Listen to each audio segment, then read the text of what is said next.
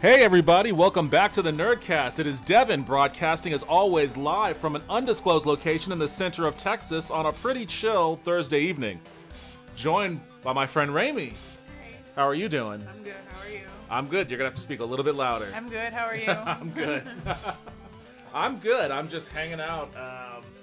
I'm happy to have you here. I'm happy to show you the streaming world. Thank you. This is my first time being on a live stream. Your first time being on a live stream. All right. Yeah. Well, I'm happy to be your first. The fun thing is, the reason why I wanted to show you this is because you've expressed interest to me before in the past about wanting to do YouTube content, and I got excited that you were going to be delving into my world a little bit. But I just wanted to see what you thought of that. I wanted to get you to just dip your toes in it, see what this whole setup is all about, see if you like just blabbering about nonsense. You don't want to blabber about nonsense. You want to talk about real things. Mm-hmm. But just get you used to it. Are you comfortable, by the way? Yeah. I have you in the shitty chair. You're in the shitty chair right now, so. No, that's fine. I'm not a gentleman. I'm not gonna give her my good chair. Let's see. So, Halloween is coming this weekend. Yeah. And I put a lot of effort into my costume this year, which is opposite of what I usually do. Usually there's zero effort, but for whatever reason this year I was just like, you know what, I'm just gonna do a costume. And that reminds me, I'm spray painting my boots outside, and I think it's supposed to rain tonight, so I gotta go bring those in. But wait, do you have anything that you want to do for Halloween? Are you planning anything?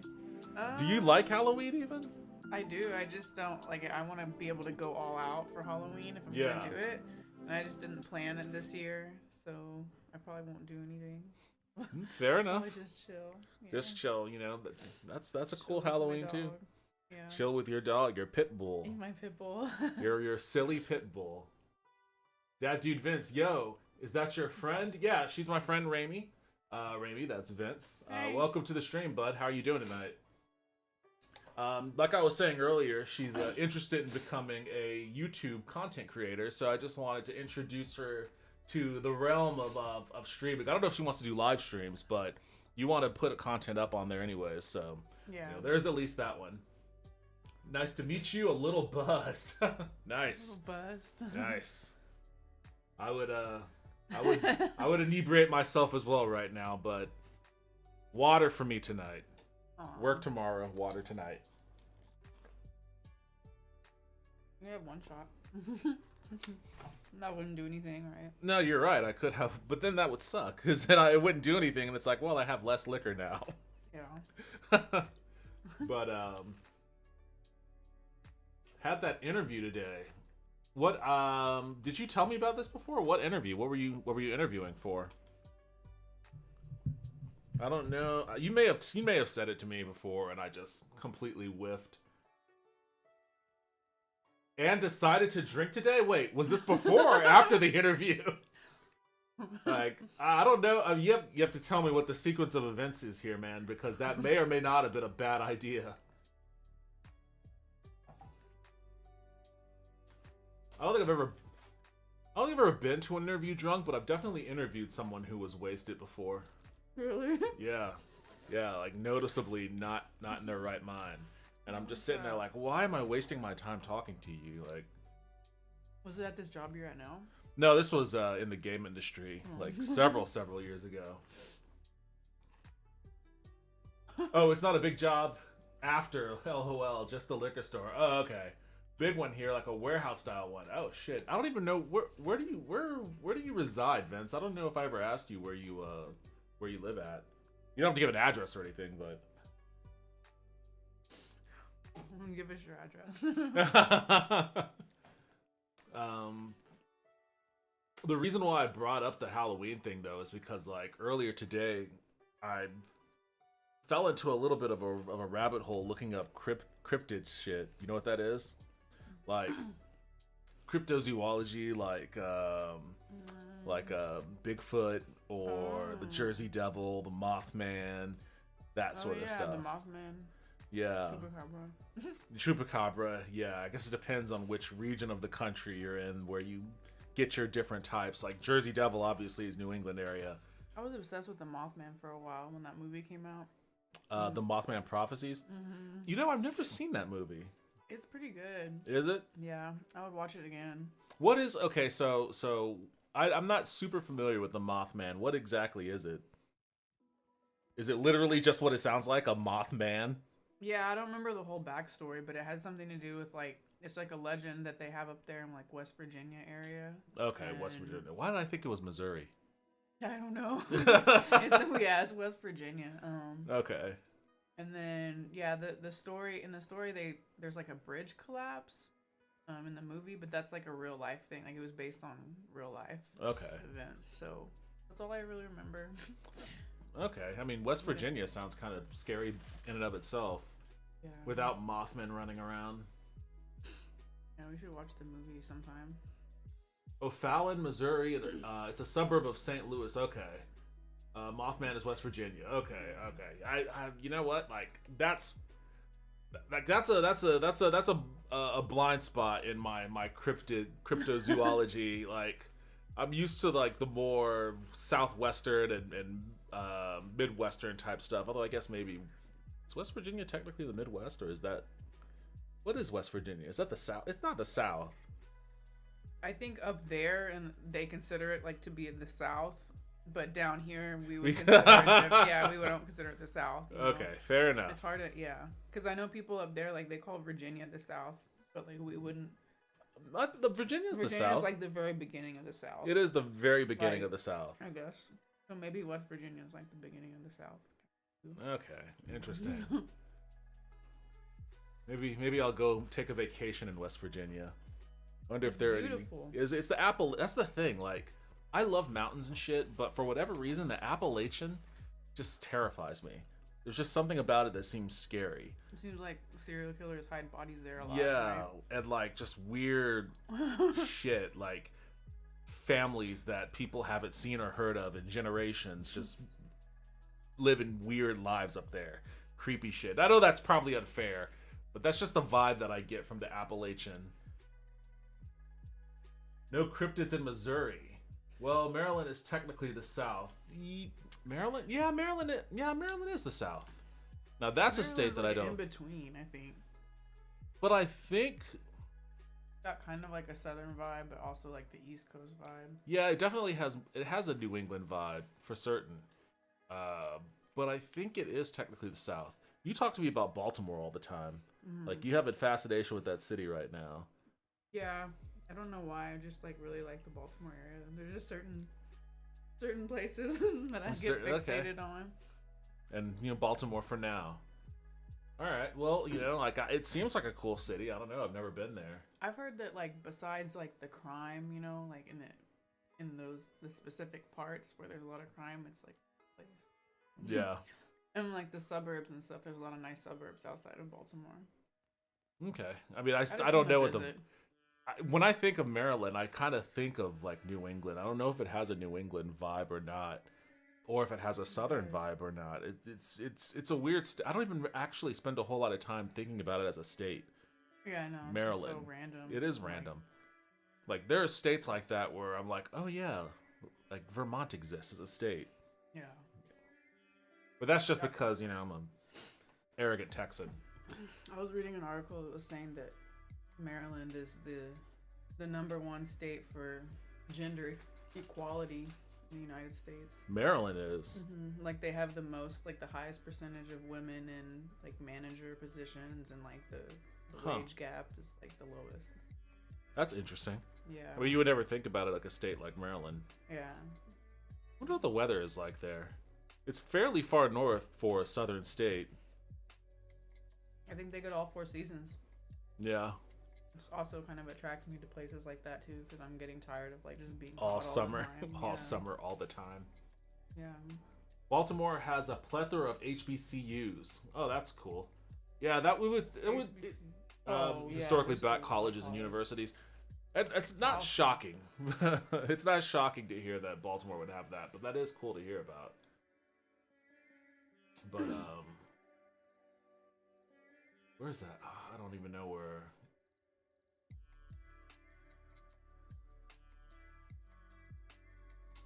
Let me see if I can find that video I started watching earlier.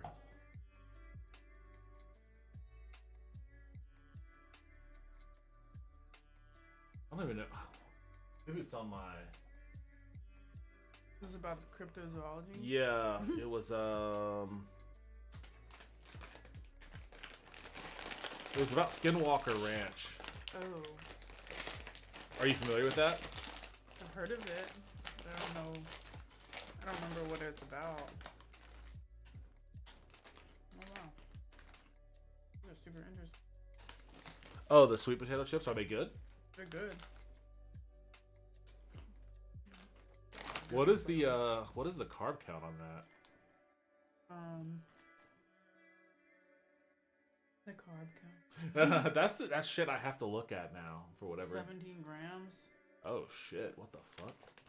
Okay, wait. What's the fiber to sugar breakdown? Don't laugh at me. The fiber to sugar breakdown. I don't even see where it says fiber.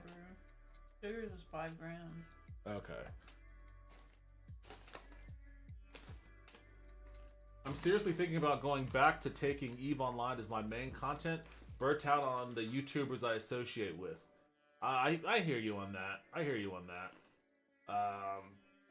I know that Max was doing a stream tonight where he was talking about, like, you know, wanting to focus his content a little bit more on doing trailer reactions and whatnot. I kind of feel the same way. Like, not really about trailer reactions, but, like, you know, I'm kind of burnt out on movie talk. I don't really want to do that all that much anymore. But I'm not really sure also where I want to take my content either. Like, I have fun doing gaming and stuff. It's fun to play games online and interact with people that are, you know, into whatever I'm playing. What the fuck was that? Oh, shit.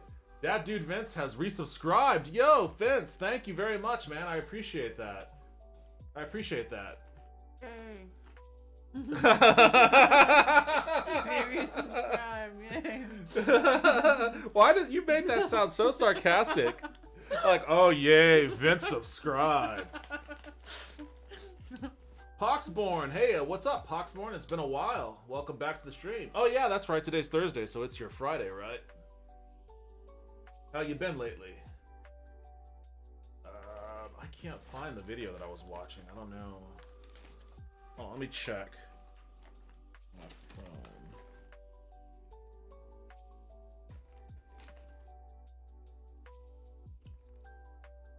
Disappearing alien portals.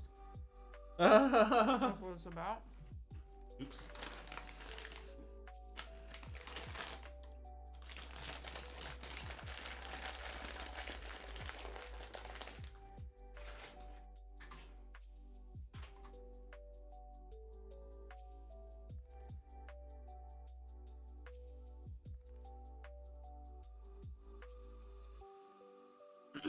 Not bad.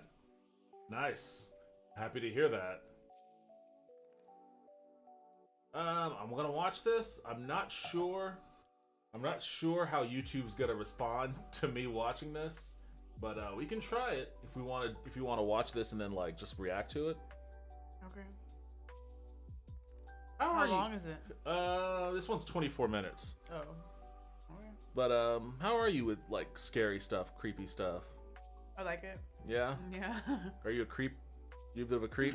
Yeah. Okay. People think I'm weird because I'm so into it, you know. So into Well, I mean, it's horror and true crime and all that. It's interesting. Like the true crime thing is a little bit different for me. Like for whatever reason, I haven't been able to like really get into the true crime stuff, but I do like this weird shit. Like supporting you, Devin. Well, thank you. I appreciate that. I appreciate any and all support I can get. I'm over here trying my hardest. Move chat up a bit. And let's blow this up a little bit. Oh, wait, wrong one. That's the wrong. Go to desktop. So you play it and then we're okay. You play the video and then we're like in the corner. Yeah.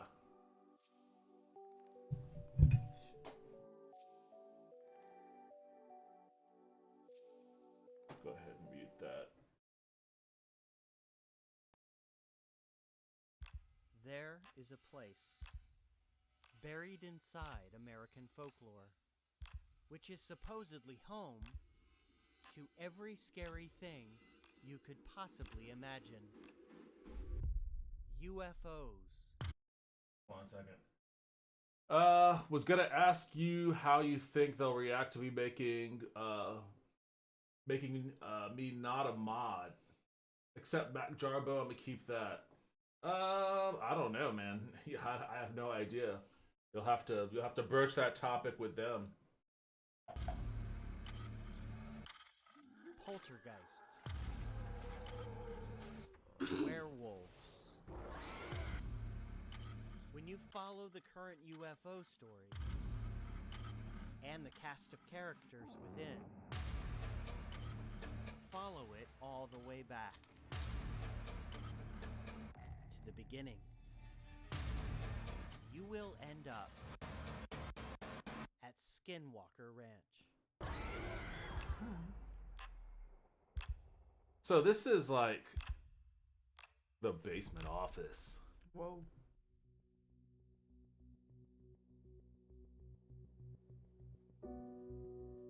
Oh shit, this is dramatized. Nick, welcome back to the basement. That guy has a weird forehead. Thanks, it's great to be back here.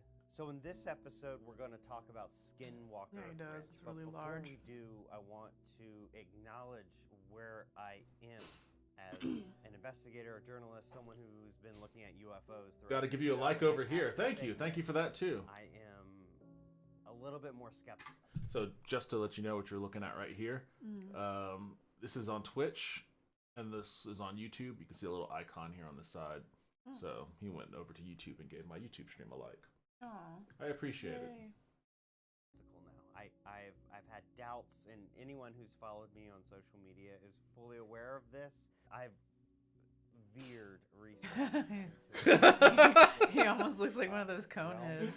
He does. He has a very strange face.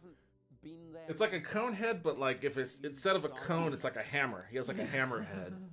By this, how could you not be? But eventually, yeah, you start to ask some rather more pointed questions, and there's a kind of moment, a sort of wait a minute moment, Right. and you've obviously hit that. I think in this field with ufology, it's easy to look around you. Ufology. Wait, is that actually a thing? Ufology? I've never heard that before. I gotta do a Google. Hold on a second. Like, is this the study? I mean, yeah, I mean, of course, the study of UFOs. But is it like legit? Is it like, can you get a degree in ufology?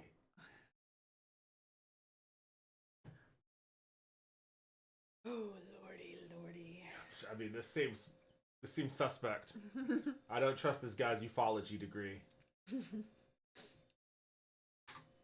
That are coming out. Where is this all heading? That kind of thing. Where are we going? Where's this all heading? Wait, what is going on here? He just has like a clip art of like, is that supposed to be like a cow getting sucked into like a saucer? Yeah.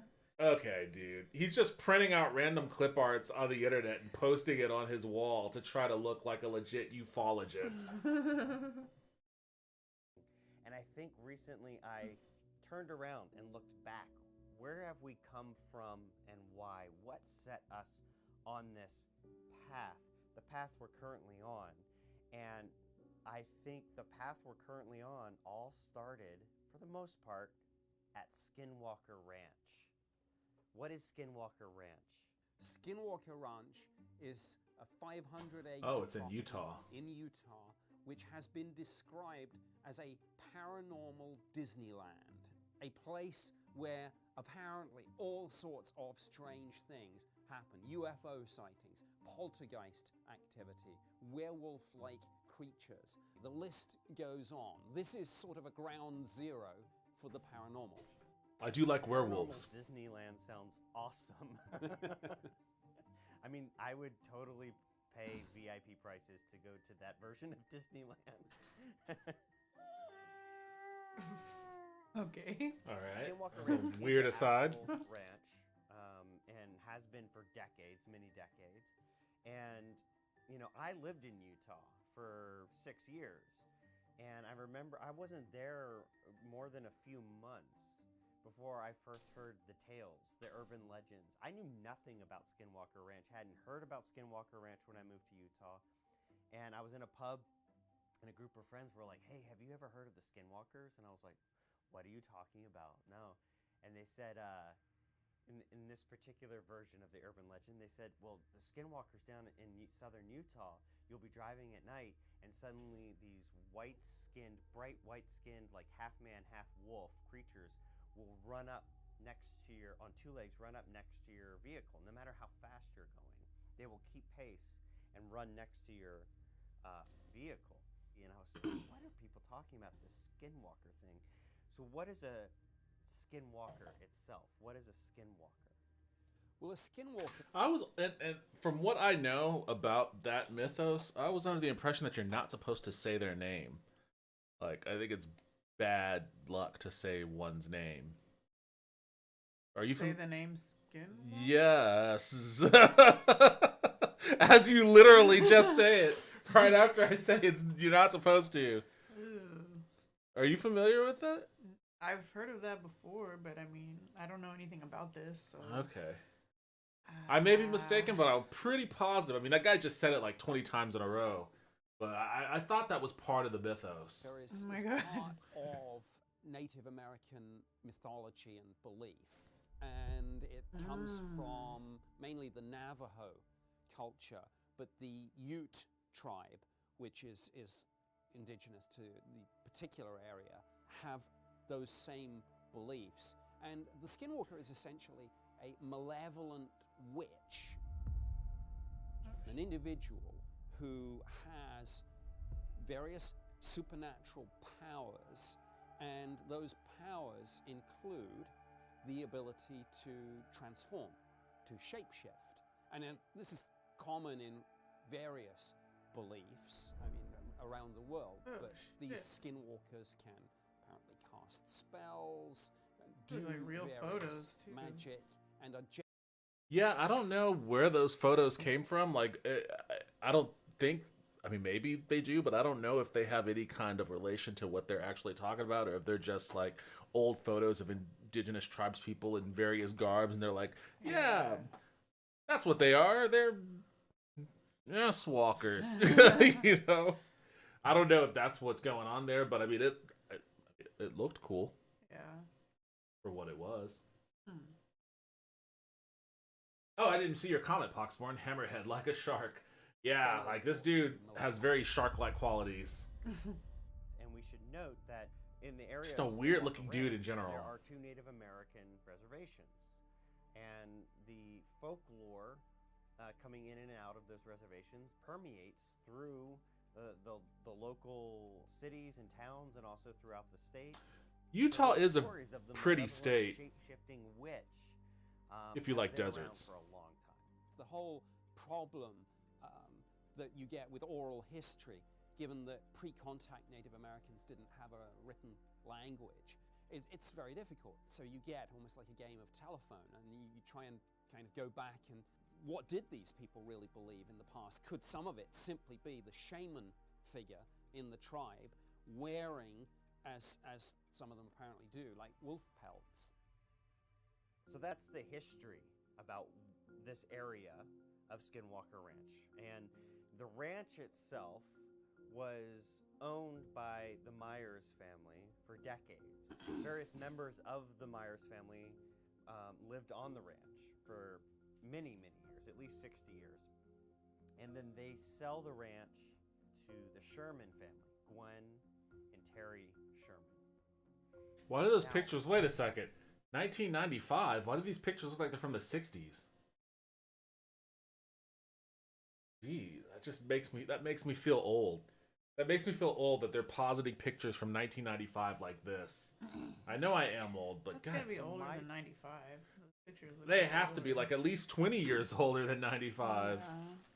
Myers family for They're decades just and using whatever they generations can. own this location, own this ranch, and never once see a UFO, report a UFO, see anything weird, see anything paranormal, nothing.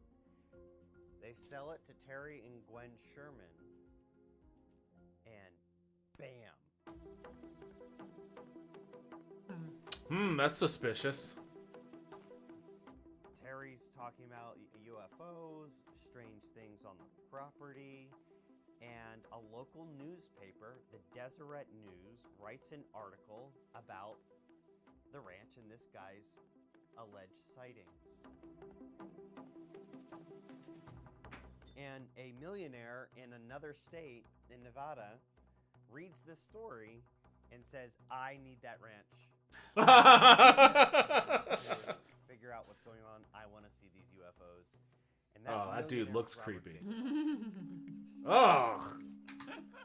Oh my goodness, look at that dude. And That was quite a millionaire picture, Robert though. Bigelow. Yeah. I want to. God damn it! Something's going on. It doesn't want me to pause on his picture. With Robert Bigelow. There we go. Look at that. That is a saucy old man. That is a saucy gentleman. Yeah, he is saucy. He is saucy. He looks like he enjoys a good roast beef sandwich. He loves Hidden Valley. Yeah. Oh my god. He looks like he loves Hidden Valley as well. Like I could smell his brute cologne too. Like, I like this guy. I like this guy already. He's an entrepreneur for certain. Who is Robert Bigelow? Robert Bigelow is somebody who has been at the center of UFO studies for many years. He made his money in real estate, but Naturally. two of his other passions in life are the quest to discover what happens after death and UFOs. And with UFOs, maybe the paranormal more generally. And he has a history with this. He has set up, over the years, multiple organizations into which he has put, initially, his own money to study UFOs and the paranormal. And, Robert Bigelow went on, the Joe Rogan show and talked about his life and how he's always been into UFOs. Ever since he was a child, it's been this fascination of his. And he's almost like the Howard Hughes of UFOs. Like he's this guy who made a lot of money doing. Okay, so this dude owns Budget Suites of America hotels. For his real passion. And yes, so Robert Bigelow goes to the ranch, and Gwen Sherman's ranch, and buys it.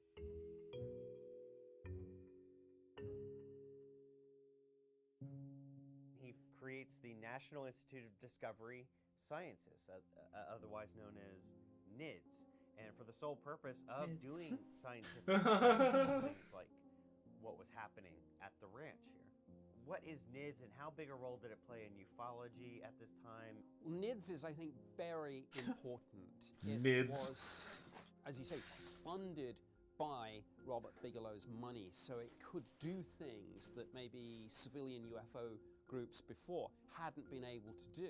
I mean, here was a guy writing the checks, and so if you want to bring in scientific equipment to capture high-resolution images, you could do that. Here was somebody who was prepared to underwrite this, but the other critical thing is that he was able to gather around him a group of individuals who, I think, some of them were. I feel like I would be remiss in my duties of not pointing out right now that this is yet another example of a billionaire squandering his wealth on Don Quixote-like expeditions when he could have just as easily have been taxed on that wealth and then that money used to, I don't know, better our society.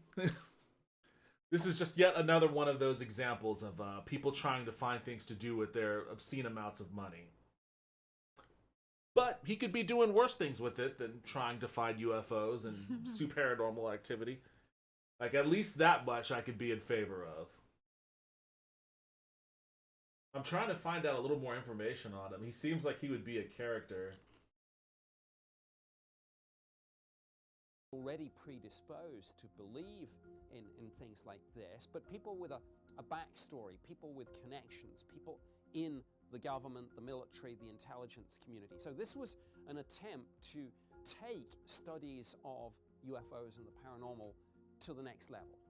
Included on Bigelow's NIDS team were people like Hal Puthoff, who had spent decades His name is psychic Puthoff? powers, both for the government in operations like the CIA's Project Stargate and for the Church of Scientology, where he achieved the church's highest spiritual level. Puthoff had also worked with Uri Geller, who claims he can bend spoons with his mind. Puthoff was convinced Geller's psychic powers were real. Oh, Lord Almighty. Also on the NIDS team was John Alexander, a former Army intelligence officer who sought out how to harness the power of the paranormal for military applications. Oh my God. Oh, Jesus. This is playing out like a fucking supervillain movie.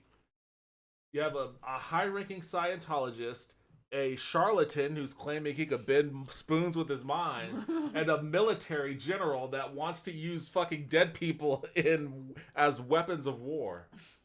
Like, this... Featured in the critically acclaimed nonfiction book, The Men Who Stare at Goats. You know, a true story I meant to watch that movie. The military performed a series of tests in which they attempted to kill goats simply by staring at them. What the... I meant to watch that movie. A world-renowned UFO researcher who believes UFOs are not extraterrestrial, but multidimensional, originating from unseen dimensions of space-time. Vallée was Steven Spielberg's main inspiration for the French scientist in his film Close Encounters of the Third Kind. Oh, wow. Have you seen that movie? 1 year after Bigelow purchased If I have, the it's ranch, been so long, I don't really Deseret remember. News, the same local paper, does a follow-up story where they talk to people who were working at the ranch for Bigelow. And the headline is, "No UFOs so far, 1 year in." And yeah, we haven't seen anything yet. Like, the people who were there, they'd been there a year and were speaking to the press about how they hadn't seen anything, hadn't experienced anything. No UFOs. I mean, Necromancer just ends up with more army when something dies. Yeah, that's very true. That's very true. I mean, if you can... as a military, if you could find a way to make dead people fight for you, then you have an infinite supply of soldiers. UFOs, like nothing. And this was a year already into it. Nothing had happened yet. They hadn't seen anything. You're crushing those crackers. 60 years of no UFOs. You could take the rest with you. I don't eat them anymore. They're like Okay. a month, and they're suddenly, they see UFOs. Bigelow buys the ranch of them because he's into UFOs. And then 1 year, no UFOs. In his published diaries, Jacques Vallée notes a complete lack of UFOs on the ranch. On January 12, 1997, 3 NIDS staffers told Vallée, expectations of frequent sightings of UFOs at the Utah ranch have not materialized. So what are we supposed to work on? On May 3, 1997, Vallée wrote, "It must be noted that no UFO is being seen at the ranch, in contrast with earlier claims." I think they're starting to realize that they were swindled. 1998, he states, "The Utah ranch is quiet, with no new incidents. There hasn't been a single new case of a physical UFO there." And in 1999, Robert Bigelow is quoted in the press saying he still has not personally seen any UFOs, joking that anytime he comes to the ranch, the UFOs stay away. Oh my God. Everything, no more talking to the press. Years go by. Apparently, they're still at the ranch investigating. And then in 2005, this book comes out where it's like 280 pages worth of just the craziest stuff ever. Written by NIDS scientist Colm Kelleher and paranormal journalist George Knapp, Hunt for the Skinwalker claims to be the chilling true story of unexplained phenomena on Utah's Skinwalker Ranch. The book itself is a tell-all book of what they found, what they experienced at the ranch. And it is werewolves. It is Werewolves? poltergeist activity, UFOs, cattle mutilations. It reads like a science fiction horror film. And there is no appendix, no photos, no documents, just stories. Lots of stories. Monsters. Stories. Like a chapter just called Monsters. Literal flying saucers landing in the backyard. Flying saucers and Bigfoot at the same time. Poltergeist hauntings. Ghostly voices of the dead. Hairy humanoids. People shooting guns at UFOs and the bullets ricocheting off the metal body of the spaceship. Quote, aliens, end quote. Interdimensional portals opening up and creatures crawling out of them. Ape-like creatures, reptilian creatures, beast creature. And a bulletproof wolf creature that couldn't be killed, no matter how many times they shot it. Okay, we know what it... But no evidence Was that of any necessary? kind to back up any of these stories has ever been presented. George Knapp, who's built an entire career around stories of UFOs and the paranormal, and who was one of the authors of the Hunt for the Skinwalker book, was asked about evidence on the Joe Rogan Show. Because they weren't there Is with there cameras. any evidence? Like for the first 20 months when the rancher is there, they don't have any evidence because he's not a paranormal investigator. At this point, Knapp begins telling more stories about UFOs on and near the ranch. Rogan then interrupts and asks again. Again, is there any evidence? No, not really. Oh. Well, there you go. If you're looking for physical evidence and solid proof, and they don't have it. Oh. Knapp saying there's no evidence is quite strange, considering the book Knapp co-authored says this. We obtained an intriguing body of physical evidence to support many of the accounts described in the book. Okay, so where is that? I mean, at this point, you have to recognize that this is just We're in possession garden of variety that's charlatanism. Proof that we're not alone. There's another dimension. Ghosts exist. There's life after death. Wouldn't you not take that to bigger and better and louder organizations beyond just a book for sale? I would, yeah, absolutely. I suppose the issue might be, does the paranormal allow itself to fall within the framework of the scientific method in terms, for example, of repeatability? Or is it not, I don't want to say nebulous, but more random, abstract, something that would make it very difficult to write it up in a way that could get into science or nature? And a lot of people would say the answer to that question is yes. Oh, there Robert is Bigelow actually doesn't even own this ranch randomness anymore. about it, but also, He sold this it. is He's something like, He- "Fuck this." yeah, he must be back like, fuck this. to ideas I wonder if they'll get to that here in a folklore and bit. other things. The trickster aspect of the phenomenon more generally. I mean, almost every culture has the concept of a trickster god. And some people say, Hello, it's me, and this is that show that tries to say alien stuff. And is this that show that tries to say alien stuff? Aliens built the pyramids because racists can't accept the fact that Egyptians just know math. What's up, Maniacal Toaster? Welcome back to the stream. Hope you're having a pleasant evening. No, this isn't that show. This is something different. This is some show that's like, it tries to like investigate accounts of cryptids and cryptozoology. But I know the show you're talking about. That show is deeply amusing. Is that Agent Alien? I think it's Ancient Aliens. Yeah, they had one segment on that show once a while ago where it was like Alexander the Great used weapons from aliens to conquer Persia and all that sort of stuff. And I remember watching that. I was at my parents' house, and my dad, like, at the time, he liked watching the History Channel because, you know, they did occasionally show historical accounts. Yeah. But that show was on, and I was just like, God, dude, what the fuck? Like, there are people that watch this and are like, yeah, that sounds right. Yeah, I can. But how else could he have conquered Persia if he didn't have alien technology? And I was like, oh boy, this is tough sledding. But you know, there are people that just can't accept the fact that Egyptians knew math too. that the They knew paranormal math better than itself we did. displays We do. a lot of that. It's That's not saying much right now. I know. There are a multitude of countries that exist right now that knows math better than we do. So Also, we're dealing with Loki. On my way down to coordinate search and rescue. On my way down to coordinate search and rescue. I mean, honestly, how do you keep your food shut? All right, Again, skip no because I don't evidence want to get at all capped by has been Marvel. provided of any such trickster or skinwalker or even Loki. Since this part of the skinwalker story occurred now many decades ago, a lot of the early key witnesses have since passed away. Yeah, they got their bag. They got their bag and lived on. Documented by an objective source completely outside the Bigelow Circle and uninvolved with Skinwalker Ranch. Frank Salisbury, a botanist with a PhD in plant physiology and geochemistry, wrote and published several books on plants and flowers.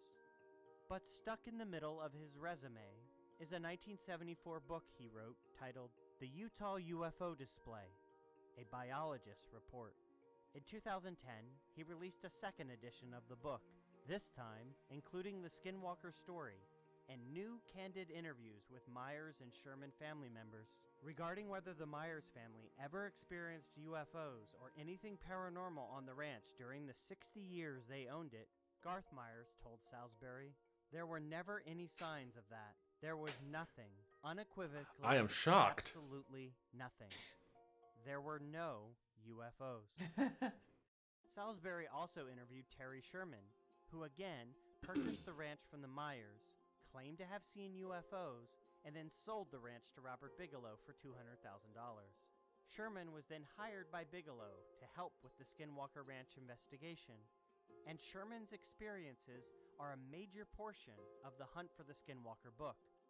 Salisbury assumed, logically, that since Sherman's detailed accounts of paranormal activity are all over the book, that he had been extensively interviewed for the book. But as it turns out, Sherman didn't even know a book was being written about his family's experiences until the book was published. And he had never met George Knapp, although they had talked on the phone, but not about the book. Sherman basically supports Garth Myers' version of the history of the ranch. So where did the exaggerated version, the ranch as the center of UFO activity, come from? Well, that's a great question for the book's authors, Colm Kelleher and George Knapp, both of whom would not return multiple requests from me for comment. The 2005 release of Hunt for the Skinwalker catapulted the ranch's popularity on a national scale. Despite the ranch being closed to the public and guards prohibiting unauthorized entry, UFO believers would drive many hours just to sit outside the ranch's closed gates, hoping to see something. Many truly believed Robert Bigelow and his team of investigators at the National Institute of Discovery Sciences had discovered something that would change the course of human history forever. Now, what happens with NIDS? What's the ultimate fate of the National Institute Discovery Sciences? Someone tried to say stairs in a pyramid were melted by radioactive fallout from nuclear weapons, saying, quote, "This isn't the result of time and erosion." And it's like, yes, it was. If they were walked on for over 2,000 years. Wait, they were trying to say the erosion of the pyramids was caused by radioactive fallout? That's wild. Who are you talking to that believes this stuff? That's my first question. First and foremost, Maniacal Toaster. Like, are you hanging out at weird bars or something? I have weird coworkers. They were trying to say Egyptians were utilizing nuclear weapons. I have weird coworkers. Yes, you do have weird coworkers. I will say that. And what can you do when you're at work and you're cornered by a weird coworker? You make up an excuse to get the fuck out of there is what I would say. I've done that before. I don't know what your experience is, but I've had to do that a lot. Go to the bathroom. Yeah, hide out in the bathroom. That's a way. Discoveries.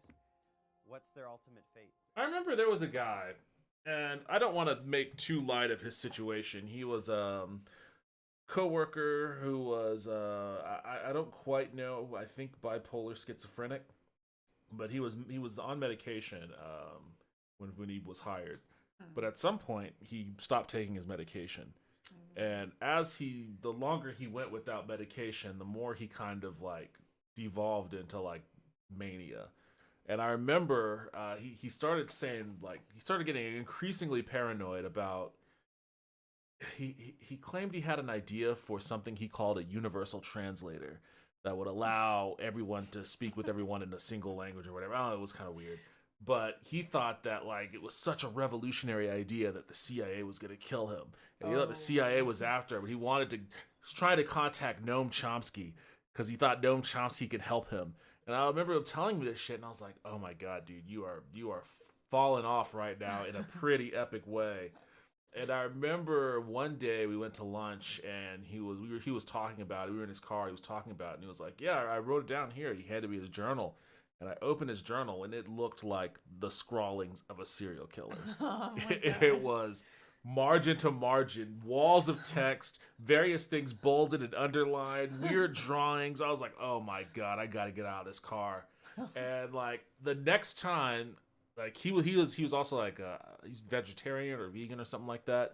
The next time he was like, "Hey, you go anywhere for lunch?" Like I literally was like, I'm gonna get something to eat at Rowdy Jake's Meat Emporium. Like I just made that up. I was like, I'm going to Rowdy Jake's Meat Emporium. Just gonna eat a shit ton of meat. And he was like, oh, okay. And I was like, all right, well, cool. I don't have to actually pretend like that's a real place. And I got out of going to lunch with him in that day. Oh shit! But yeah, it was a pretty frightening ordeal to like see somebody, go off their meds and spiral into like extreme paranoia. But that's the thing that bugs me about stuff like it's.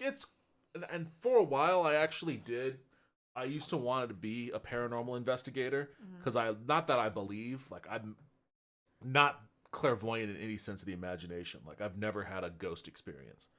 Have you?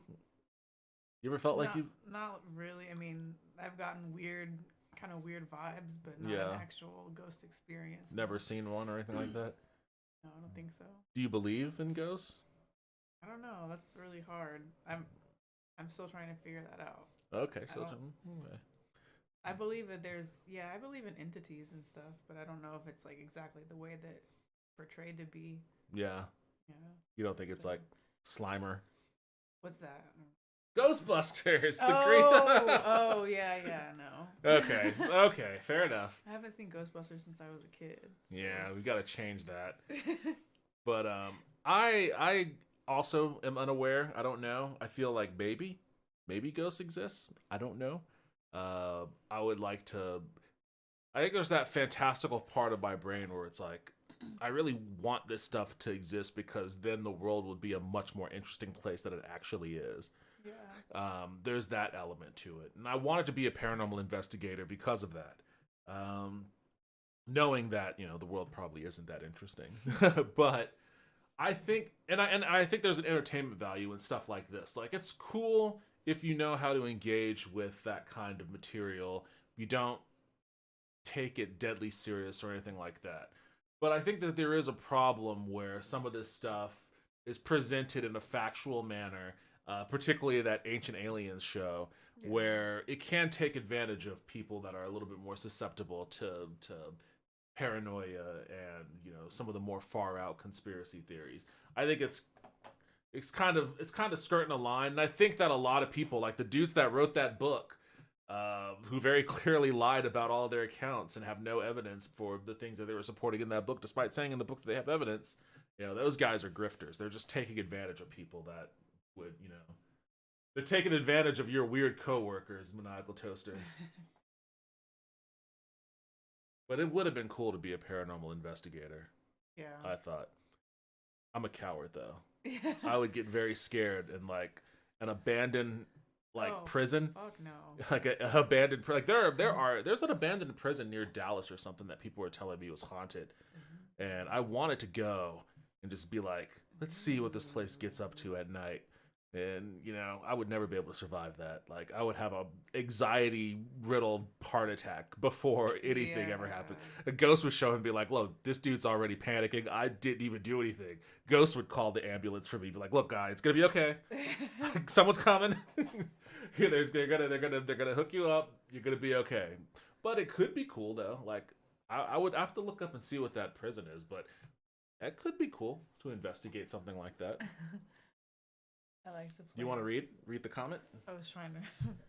I like to play Phasmophobia and run around the house going, "Where are the clues? Where the fuck are the ghost clues? I'm going to fuck their ghost dad." What? Nice. Fuck their ghost dad?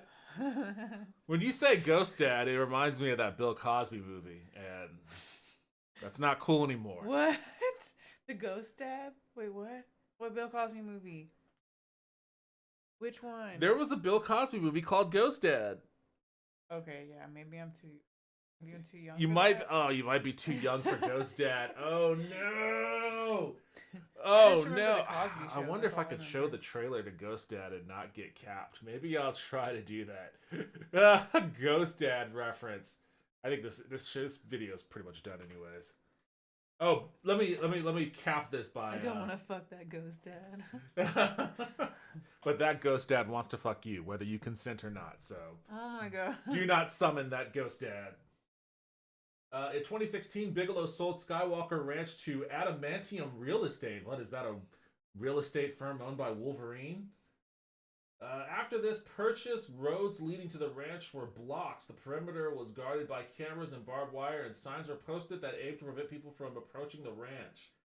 Adamantium Real Estate LLC, a Delaware limited liability company based in Salt Lake City, Utah, filed a U.S. trademark application for the service marking Skinwalker Ranch on February 15, 2017, and was approved and registered with the mark. Okay, blah, blah, blah. So basically, they trademarked it so that any TV shows or movies would need to license it through them. Additional trademark filing to expand on cups and mugs, shirts, short sleeve shirts, sports caps, and hats was filed by Adamantium Real Estate LLC June 21st, 2021, and was approved by and registered July 2022, just recently. In March 2020, Brandon Fugel, 46, Utah real estate tycoon, announced ownership of the ranch. Well, there you go. The lore of this ranch has turned it into a thriving business opportunity for people wanting to sell bugs and t-shirts.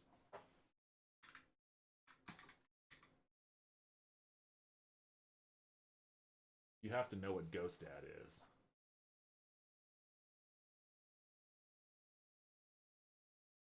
$19.90. Oh yeah. Yeah.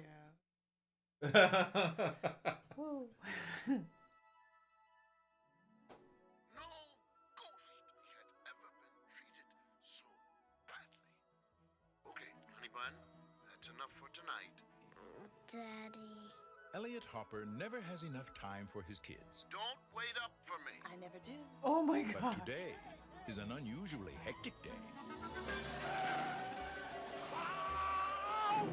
Do you accept the Lord Satan as a supreme being? I've been meaning to, but I've just been so busy I haven't had a chance to get around to it. In fact, I've got $76 Oh, this is bringing back so many memories right now. Never come to work with that attitude.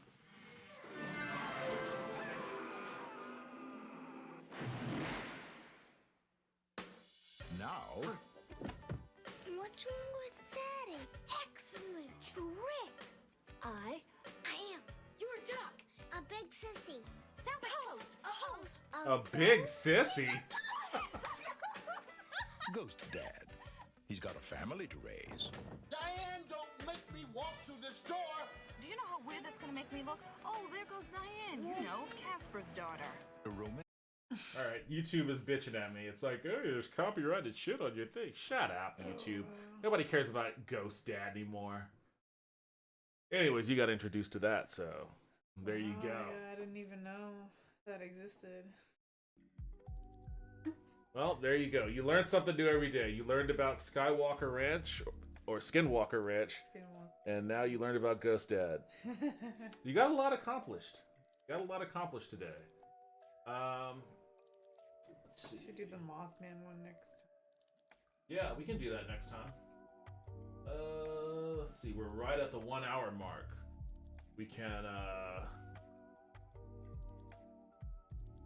We could try playing a game, or we could just call it. Playing a game on the live stream? Yeah. That's what I do most of the time. Oh, yeah. I mean, I can watch you play the game. Is that going to be fun for you, though? No. Yeah, exactly. Exactly. Besides, I've been looking for somebody to play that Overcooked game with. So let me see if I can get this controller set up. Okay.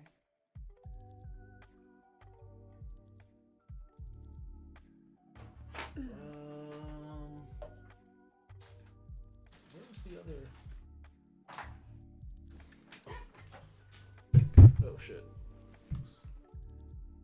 Thought I had other.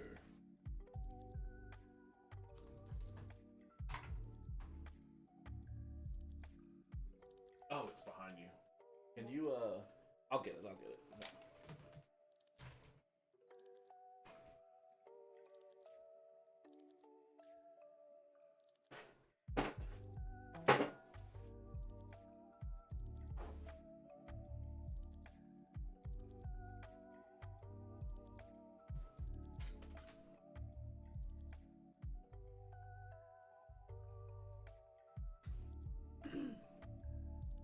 Like paused, or are we still on there? Oh, we're still on. We're still live. Oh, okay.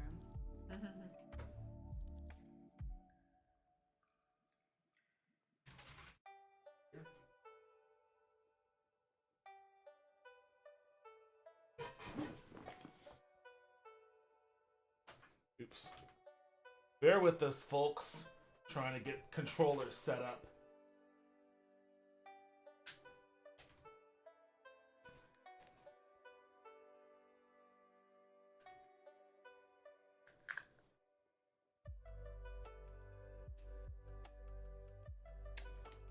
I don't like how that didn't make a noise, but we'll see if it works.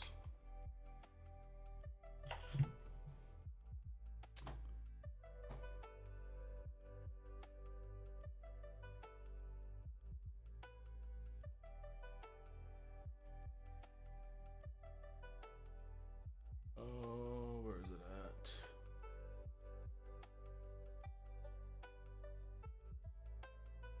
Oh, what is this? It's called Overcooked. It's a cooking game, but it's oops,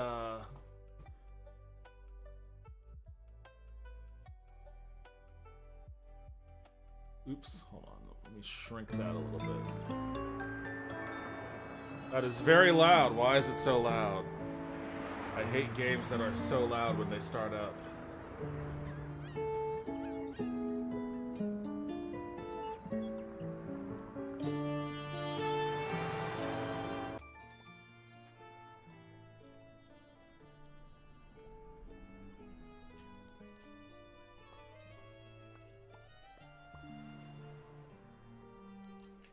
Doesn't look.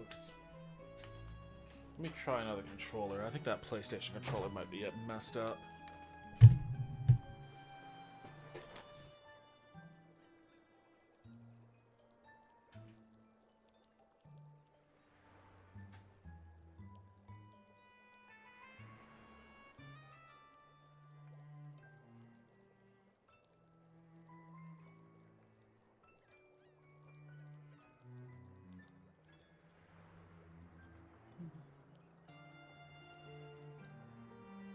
Feel free to chat.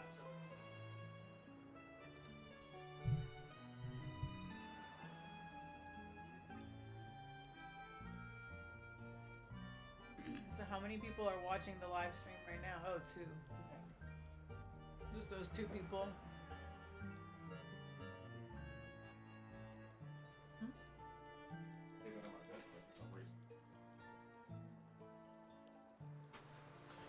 Yeah, sometimes that number is inaccurate though. Like it'll say 2, but it'll be more than that. Go to the bathroom real quick.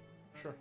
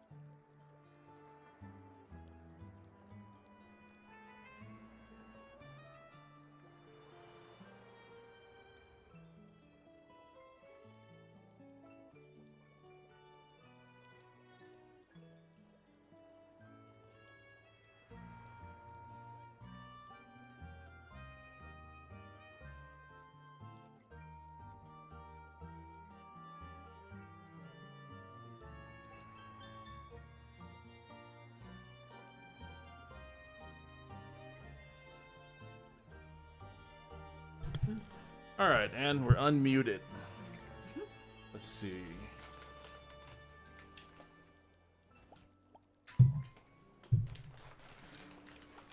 Cute little turtle. It is. Let's do co-op couch.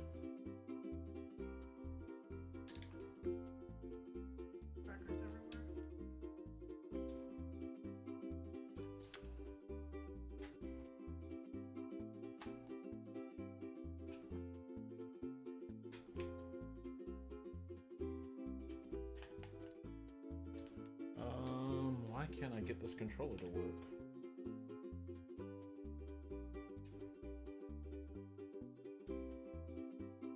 I can just watch you play it if it doesn't work. Oh no, you're gonna play with me. I'm gonna figure this out. Oops, wait, what was that? Wait, so this controller does work.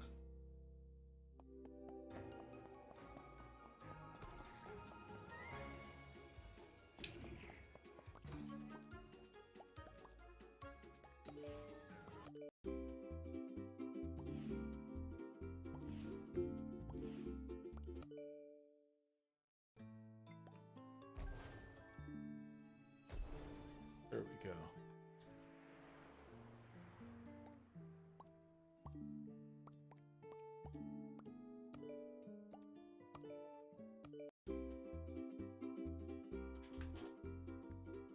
Okay, here, grab that blue one.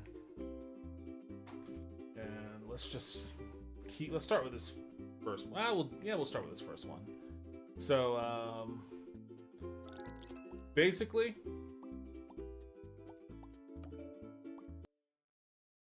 wait, what happened there?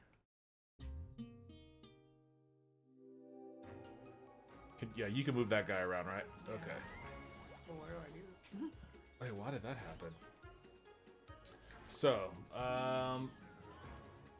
you see, so here's what's up. We have to, these are the orders that are coming in from the restaurant, and we have to make them. Actually, this is, I don't want to do this one. That was weird. I haven't done the baking one yet. How do I?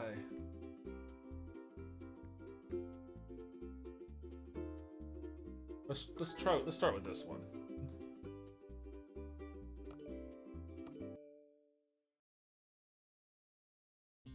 Okay, this will be a little bit easier to jump off into, I think.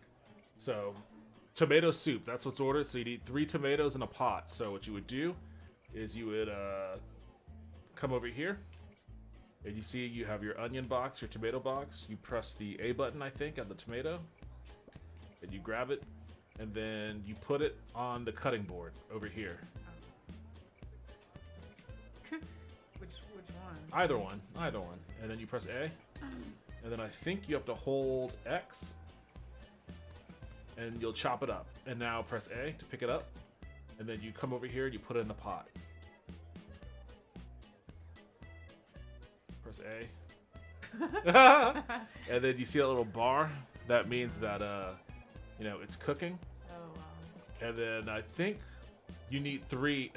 Oh, yeah, that's right. So, tomato soup, you need 3 tomatoes, so you need to do that 3 times. But you got to be careful. Like, you see that exclamation point means it's about to burn. So you got to pick it up and take it off of the thing before it burns. A, press A. There you go. And then you can put it on the side somewhere, like on this one. Yeah, press A. And then you just cut up 2 more tomatoes and put them in there. I'll work on the onion soup. Wait, where the fuck did my tomato go? You got to get a new one from the box. I thought I just grabbed it. I can't pick up.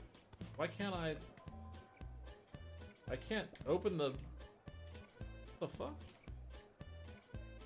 I don't know why I can't do that. And then, okay, so then one more time. You gotta do it one more time. One more tomato. What the? Okay. I wish I could. I don't know why I can't.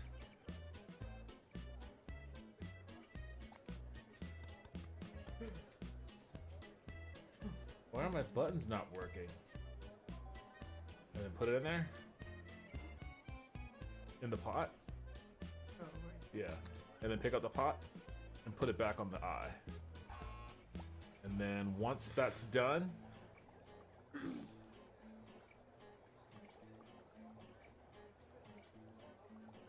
all right, it's done. So you can pick it up and then you put it on this plate, and then put the pot back on the thing, on the eye.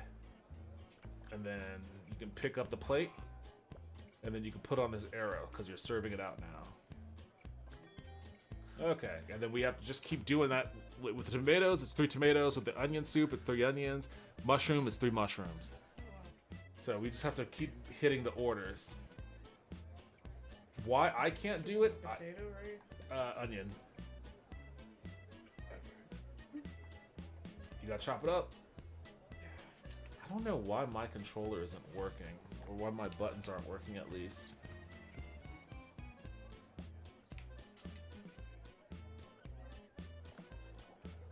I can't even pick up the dirty dishes. It is weird. Hold on a second.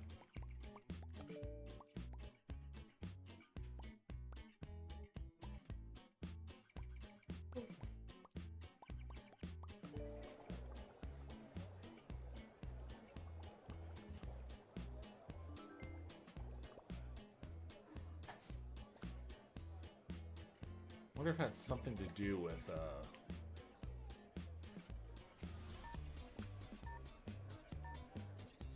30 seconds. Why? Why is it 30 seconds? Because it's timed. Oh, I didn't. Yeah, it's timed. We have to get the orders out before the time expires. That's not gonna happen. No, hell no, it's not gonna happen. I haven't even been able to do anything. But this was just a first run.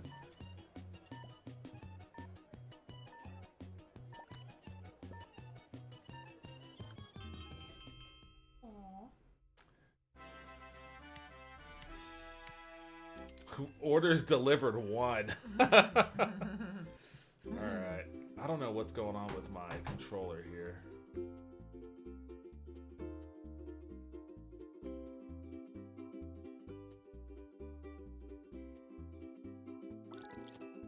We'll try it again. What does this mean? I don't know what this means. And then it just goes on its own. So can I pick something up this time? I can't. What the fuck?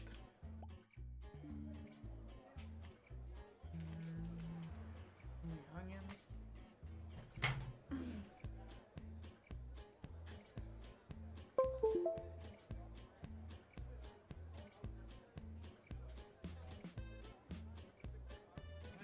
Can I see your controller real quick? I'm gonna try. Oh.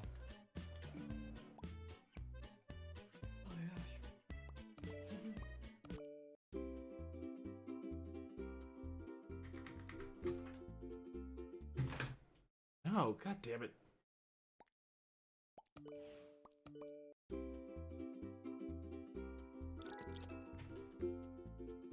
Oh man, this sucks. Hold on. Gotta do this the hard way.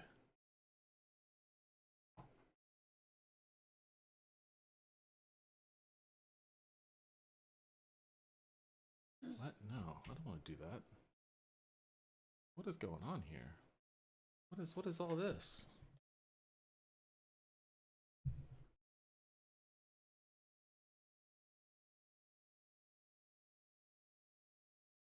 What is that? What do I have? What?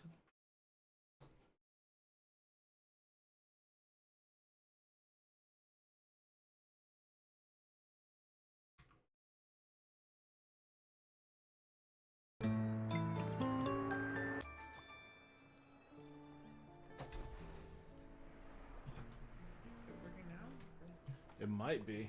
We'll find out in a second.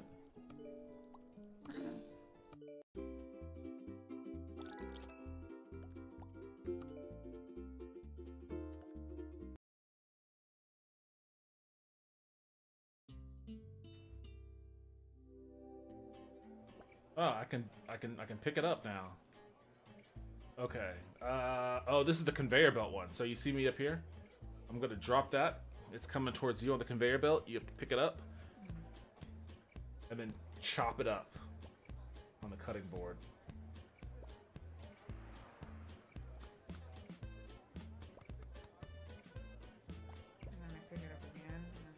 and then you put it on. You put on the conveyor belt, because I have the skillets. Oh, okay. And then you pick up that bun that's on your side, and then just put the bun on the plate. Bun. It'll come around.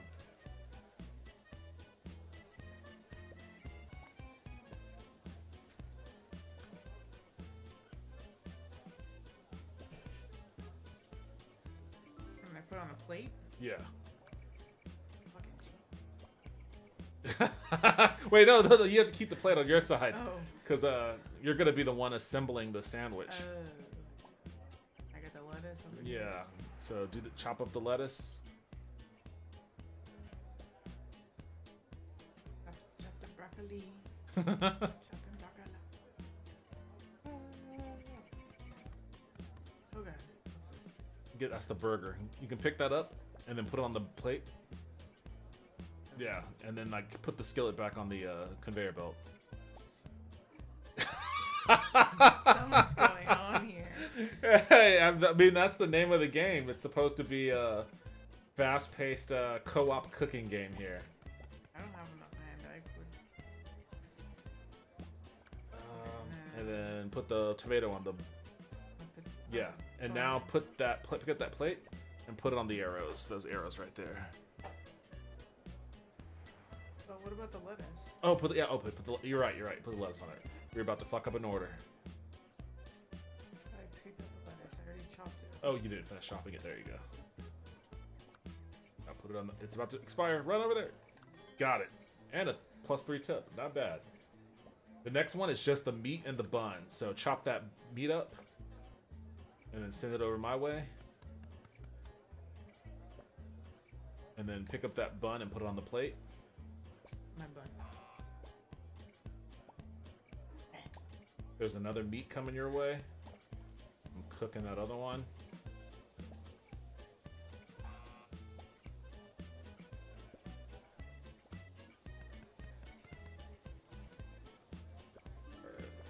I put the meat right here. Yeah, and cooked one's coming your way up top. And I put this. Yeah, put that on the bread, and then put the plate back on the skillet back on the conveyor belt. Now serve that burger out. All right, we're getting the hang of it here. There's another. Oh yeah, I guess it is a little small. Oh, eat that bun up there. Plate, right? Yeah. Da, Put the burger on there.